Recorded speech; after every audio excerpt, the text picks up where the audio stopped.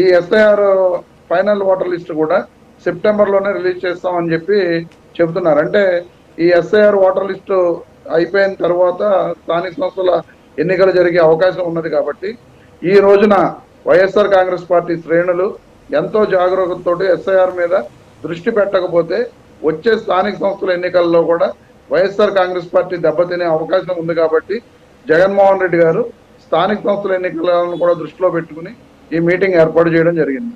So Jaganmohan Reddy గారు party పటిష్టత కోసం, party యొక్క ఎస్ఐఆర్ అంశం మీద దృష్టి పెట్టడం కోసం ఈ మీటింగ్ ఏర్పాటు చేస్తున్నారు తప్ప ఏదో TDP diversion politics, TDP Mahanadu పెట్టుకుంది కాబట్టి దాని డైవర్షన్ పాలిటిక్స్ లో భాగంగా ఈ రోజు జగన్మోహన్ రెడ్డి గారు కార్యక్రమం ఏర్పాటు చేయలేదని చెప్పి మీకు తెలియజేస్తున్నాం రాజు గారు. అంతేకాకుండా ఈ రోజున మహానాడు కూటమి ప్రభుత్వం వచ్చిన తర్వాత ఇది రెండో మహానాడు.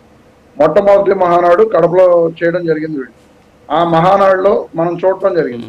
స్వడబ్బా పరస్పర డబ్బా తప్ప దాంట్లో ఆ మహానాడులో వీళ్ళు చెప్పింది లేదు, చేసింది లేదు. ఈ రోజున టీడీపీ ఆధ్వర్యంలో ఉన్న కూటమి ప్రభుత్వం అధికారంలోకి వచ్చి 24 నెలలు 2 సంవత్సరాలు అయిపోతుంది.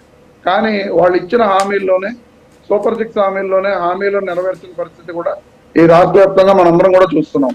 మహిళలకు ప్రతి నెల 1500 రూపాయలు ఇస్తామన్నారు. అసలు ఈ రోజు వరకు ఆ హామీ గురించి వీళ్ళు మాట్లాడిన పరిస్థితులు. ఆ హామీ గురించి ఒకసారి అచ్చెన్నాయుడు గారు ఆ హామీ అమలు చేయాలంటే మేము రాష్ట్ర ఖజానాన్ని రాష్ట్రాన్ని నమ్మేయాల్సిన పరిస్థితి వస్తుందని చెప్పి అచ్చెన్నాయుడు గారు మాట్లాడిన పరిస్థితిని కూడా మనం చూసాం.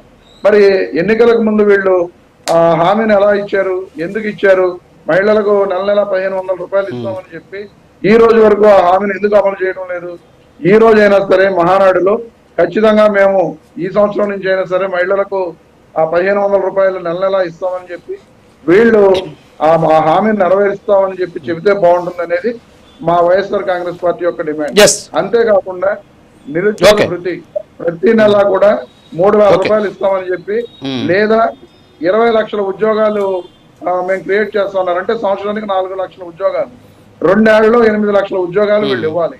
కానీ ఇప్పటి వరకు ఎక్కడా కూడా నాకు తెలిసి ప్రభుత్వ ఉద్యోగాలు అయితే ఆ మెగా డిఎస్సి 16,000ను అవి తీయడం తప్ప దాఖలాలు కూడా లేవు. మరి ఈ రకంగా ప్రజలను మోసం చేస్తూ అటు ఇచ్చిన సూపర్ 6 హామీలను కూడా అమలు చేయకుండా మహానాడుని ఈ రోజు కొత్తగా ఎన్నికైన వర్కింగ్ ప్రెసిడెంట్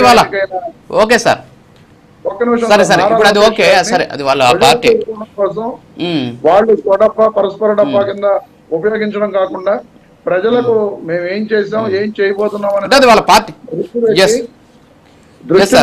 అంటే జనరల్ గా కాదు సార్, ఇప్పుడు జనరల్ గా మీరు అడుగుతున్న డిమాండ్ ఏంటంటే ప్రభుత్వం 2 సంవత్సరాలు అయితే వచ్చి రెండో మహానాడు జరుగుతుంది. ఓకే రమేష్ గారు, ఓకే మీ డిమాండ్ మంచిదే. సో ఇచ్చినటువంటి హామీలు నెరవేర్చాల్సినటువంటి బాధ్యత అధికారంలోకి వచ్చినటువంటి పార్టీలకు ఉంటుంది. Okay, very good. అయితే ఇక్కడ జరుగుతున్నది మహానాడు, వాళ్ళ పార్టీకి సంబంధించినటువంటి ఒక కార్యక్రమం. ఆ పార్టీకి సంబంధించి ఏ విధంగా ఇప్పటివరకు ఏం చేశారు, ఏంటి, పార్టీకి సంబంధించి క్యాడర్ ఏంటి, ఇప్పుడు చేస్తున్నటువంటి పరిపాలన కావచ్చు, వాటి గురించి వాళ్ళు మాట్లాడుతూ ఉన్నటువంటి సిచ్యువేషన్. ఇది అసెంబ్లీ కాదు. ఇప్పుడు అసెంబ్లీ అనుకోండి, అసెంబ్లీ సమావేశాలు జరుగుతున్నాయి, డెసిషన్ తీసుకోవాలి. అనేక హామీలు గతంలో కూడా కడపలో కూడా అనేక హామీలు చెప్పడం జరిగింది. ఆ హామీలు ఏవి కూడా ఇప్పటికీ కూడా వాళ్ళు చాలా గొప్పగా మేము రాష్ట్రాన్ని అభివృద్ధి చేస్తున్నాం, ఈ రాష్ట్రంలో ఇన్ని పరిశ్రమలు తీసుకొచ్చాం, లేక అవన్నీ అలా చేసాం ఇలా చేసాం అని చెప్పి ఇదే మహానాడు వేదికగా కడపలో గతంలో మాట్లాడటం జరిగింది. మీరు చూడండి, మరి అది అసెంబ్లీ కాదు కదా, ఎందుకు మాట్లాడారు? అదే మహానాడు వేదిక మీద వాళ్ళు మాట్లాడారు కాబట్టి సార్. ఇప్పుడు మహానాడులో కూడా మీ డిమాండ్స్ కి సమాధానం చెప్పడానికి కాదు కదా వాళ్ళు మహానాడు పెట్టుకున్నది.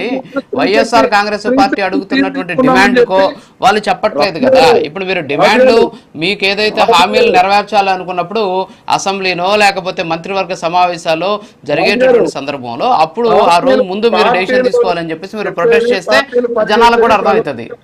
సంక్షేమం కోసం, రాష్ట్ర యొక్క అభివృద్ధి కోసం పార్టీ ఉండేదే దానికోసం. ఇప్పుడు పార్టీల యొక్క ఓన్లీ కమిటీల నిర్మాణం గురించో లేదా పార్టీ నిర్మాణం గురించో వాళ్ళు మాట్లాడుకోరు. వాళ్ళ మీటింగ్ లో చూద్దాం, మీరు చెప్పారు కదా ఇప్పుడు కేవలం వాళ్ళు చేసినని చెప్పుకుంటారు. ఇప్పుడు జగన్మోహన్ రెడ్డి గారు ప్లేనరీ పెట్టలేదు కాబట్టి సరిపోయింది. జగన్మోహన్ రెడ్డి గారు మీ పార్టీ ప్లేనరీ పెట్టలేదు కాబట్టి సరిపోయింది. మీ పార్టీ ప్లేనరీ పెట్టినా కూడా మీ పార్టీలకు సంబంధించిన కార్యక్రమాలే మాట్లాడుకుంటారు, మీ పార్టీకి సంబంధించినటువంటి కార్యక్రమాలు మాట్లాడుకుంటారు. ఓకే, ఓకే ఓకే రమేష్ గారు, యా ఓకే. వేణుగోపాల్ రెడ్డి గారు, ఏంటి మహానాడులో మీరు ఇచ్చినటువంటి